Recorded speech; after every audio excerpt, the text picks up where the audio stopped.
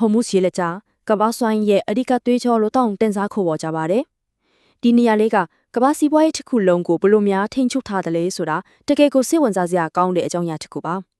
ကဲအတူတူကြည့်လိုက်ကြရအောင်ကဲဒီလိုလေးတွေးကြည့်တာအောင်ကဘာပေါ်မှာတနေ့တာလုံးသုံးဆွဲနေတဲ့ရေနံအားလုံးရဲ့20%နီးပါးကလေတိတ်ကိုကျင်းမြောင်းတဲ့ရေလန်းကြောင်းလေးတစ်ခုတည်းကိုပဲမဖြစ်မနေဖြတ်တန်းသွားလာနေရတယ်ဆိုရင်ဘလို့ဖြစ်မလဲဒါပေမဲ့လေကဘာစီးပွားရေးတက်တော့ဒါကဆိုရင်ဆိုလက်မြေကောင်းမျိုးမဟုတ်ပါဘူးဒါဟာနေ့စဉ်နဲ့များဖိဖက်နေတဲ့တကယ်အရှိတရားတစ်ခုပါပဲကဲပထမဆုံးအပိုင်းအနေနဲ့မြေပုံပေါ်ကတာမမင်းတကြောင်းလို့ထင်ရတဲ့ဒီနေရာလေးရဲ့မမြင်နိုင်တဲ့အရေးပါမှုကိုအရင်ဆုံးလေ့လာကြည့်ကြအောင်ဟုတ်ပါပဲမြေပုံပေါ်မှာကြည့်လိုက်ရင်လေဒါကတကယ်ကိုမထင်ရှားမြင်းကြောင်းတေးသေးလေးတစ်ခုပါပဲဒါပေမဲ့လက်တွေ့ကဘာမှာတော့ဒါဟာကျွန်တော်တို့ရဲ့ခေတ်သစ်လူနေမှုစနစ်တစ်ခုလုံးကိုပုံဖော်ပေးနေရဲ့အင်အားအကြီးဆုံးပရဝီဝင်အချက်အချကြတဲ့နေရာတွေထဲကတစ်ခုဖြစ်နေပါရဲ့ကဲဒုတိယအပိုင်းပထဝီဝင်ဆိုင်ရာကာရပုံစံတဘာဝတရားကြီးကဒီလိုမျိုးကဘာအေးပါဆုံးနေရာတစ်ခုကိုဘလို့များဖန်တီးပုံဖော်ခဲ့တယ်လဲဆိုတာကြည့်လိုက်ကြရအောင်ပါအဲ့ဒီမှာ choke point ဆိုတဲ့စကားလုံးကအရေးပါလာပါတယ်ဒါကဘာကိုပြောတာလဲဆိုတော့ရိုးရိုးလေးပါပဲကပပင်လေရေချောင်းတွားလာရေးမှာလုံးဝရှောင်လွဲလို့မရတဲ့ချင်းမြောင်းတဲ့နေရာတစ်ခုပေါ့အဲ့ဒီနေရာကိုဒါပိတ်ဆို့လိုက်မယ်ဆိုရင်အကုန်ရက်သွားနိုင်တဲ့အတွက်မဟာဗျူဟာရအသိကိုတံပိုးရှိတဲ့နေရာတစ်ခုဖြစ်လာတာပါဟော်မုတ်ရေလက်ကြားရဲ့အကျယ်ကိုကြည့်ရင်33ကီလိုမီတာလောက်ရှိတယ်လို့ဆိုကြတယ်ဒါပေမဲ့တကယ်အဓိကအချက်ကအဲ့ဒါမဟုတ်ဘူးအေယာမရေနံတင်ပေါ်ကြီးတွေတွာလာလို့ရတဲ့ရေလမ်းကြောင်းအစစ်မှန်ကအဝင်တလန်းအထွက်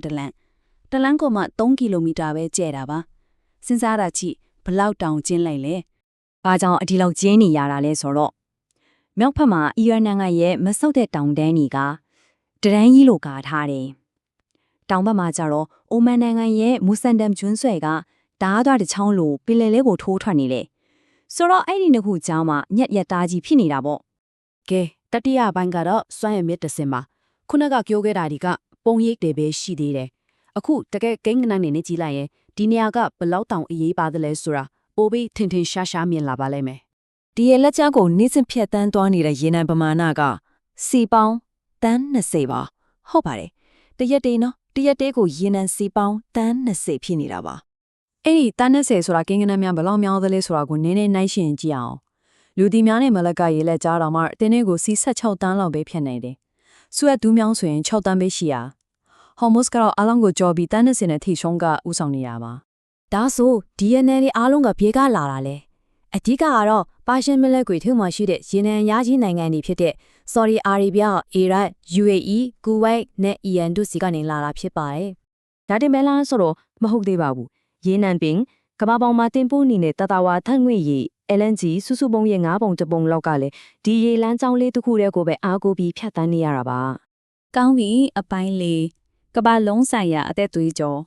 ာဒီစွမ်းရည်နေဟာပင်လယ်ကွေ့ကနေထွက်ပြီးကမ္ဘာအနှံ့ကနိုင်ငံနေစီကိုဘယ်လိုများရောက်သွားကြတယ်လဲဆိုတဲ့ခီးစဉ်ကိုလိုက်ကြည့်ကြရအောင်။ဒီရေနံတင်သင်္ဘောကြီးတွေရဲ့ခီးစဉ်ကမိုင်ပေါင်းထောင်ချီပြီးရှည်လျားလာပါတယ်။ဥပမာအရှေ့အာရှကအဓိကစိတ်ခန်းတွေကိုရောက်ဖို့ဆိုရင်နှစ်ပတ်ကနေ3ပတ်လောက်အချိန်ယူရပြီးတော့ဥရောပကိုသွားမယ်ဆိုရင်တလားလောက်နီးနီးကြာမြင်တတ်ပါတယ်။ဒါဆိုဘသူတွေကတော့ဒီရေနံတွေကိုအများဆုံးမိခိုနေရတယ်လေ။ထိတ်ဆုံးကကြည့်လိုက်ရင်တရုတ်၊အိန္ဒိယ၊ဂျပန်နဲ့တောင်ကိုရီးယားလိုအာရှရဲ့စီးပွားရေးထိပ်သီးနိုင်ငံတွေကြီးပါပဲ။ပြောရရင်သူတို့နိုင်ငံတွေရဲ့စက်မှုလုပ်ငန်းတွေစီးပွားရေးတစ်ခုလုံးကဒီရေလမ်းကြောင်းလေးတည်ငြိမ်နေဖို့အပေါ်မှာအကြီးအကျယ်မူတည်နေတာပါ။ဒီတင်ပေါ်ရဲ့အရွယ်အစားကိုလည်းနည်းနည်းစစ်ကူးနဲ့မှန်းကြည့်ရအောင်။ VLCC လို့ခေါ်တဲ့အေယာမရေနံတင်သင်္ဘောကြီးတစ်စီးဆိုရင်အရှည်ကမီတာ330ကျော်တယ်။တစ်ခါတည်းနဲ့ရေနံစီ2တန်းတန်နိုင်ပါတယ်။ ULCC ဆိုတဲ့အမျိုးအစားကဆိုရင်မီတာ450ကျော်တော့ရှိနိုင်သေးတယ်။နေ့စဉ်နဲ့အမျှဒီလိုမိုးမျှော့တိုက်ကြီးတွေလို့တင်ဘောအကြီးကြီးတွေ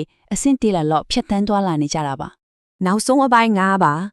ပြောင်းလဲလို့မရတဲ့ choke point တစ်ခုဒီလောက်တောင်အရေးကြီးပြီးအန်တယ်များနေမှာတော့တခြားနီးလန်းတွေရောတကယ်မရှိတော့ဘူးလားပြီးတော့အနာဂတ်မှာရောဒီနေရာရဲ့ခန်းကဏ္ဍကဘယ်လိုဖြစ်လာမလဲဟော်မုစ်ကိုခြံခွင်းသွားလို့ရမယ့်နီလိုင်းတွေရောပိုင်လိုင်းတွေရောတိစောက်ထားတာရှိပါတယ်ဥပမာဆော်ဒီရဲ့အရှိအနောက်ပိုင်လိုင်း UAE ရဲ့ဖူဂျာရယာပိုင်လိုင်းတို့ပေါ့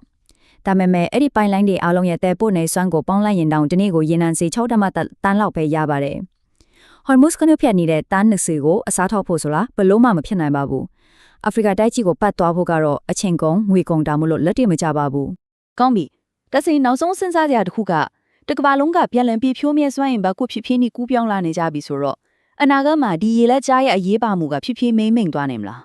ဒါတော်တော်လေးစိတ်ဝင်စားစရာကောင်းတဲ့အချက်ပါဟုတ်ပါတယ်အနာဂတ်မှာလောင်စာအမျိုးအစားတွေပြောင်းသွားနိုင်တယ်တင်မုန်နှင်းပညာတွေလေတိုးတက်ပြောင်းလဲလာနိုင်တယ်ဒါပေမဲ့ဘလို့မှပြောင်းလဲလို့မရတဲ့အရာတစ်ခုရှိပါတယ်အဲ့ဒါကတော့ပထဝီဝင်အနေထားပါပဲ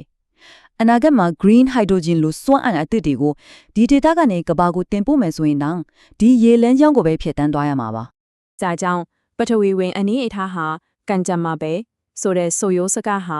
Hormuz ရေလက်ကြားအတူတော့အကိုက်ညီဆုံးထိမှာမှာကီလိုမီတာအနည်းငယ်ပဲကျတဲ့ဒီရေလမ်းကြောင်းလေးကခေတ်တကဘာကြီးရဲ့စီးပွားရေးနိုင်ငံရေးကိုဘလောက်အထိလွှမ်းမိုးဖော်ဖော်နေတယ်လဲဆိုတာက